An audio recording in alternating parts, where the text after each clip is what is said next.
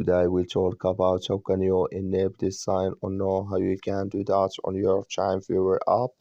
So you just follow these ways, then it's going to work with you.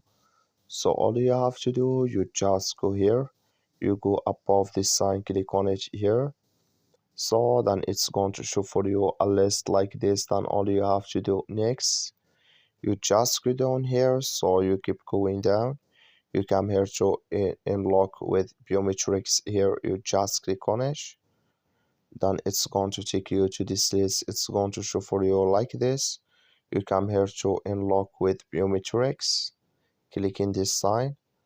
Like you see, this color show for us, that's mean unlock with biometrics enable with us now here. And here can you select how quick short time viewer lock. You just click on it, and here can you select, then it's going to add with you here on your TeamViewer app. That's all you have to do. Thank you for watching. Don't forget to support us by liking and subscribe.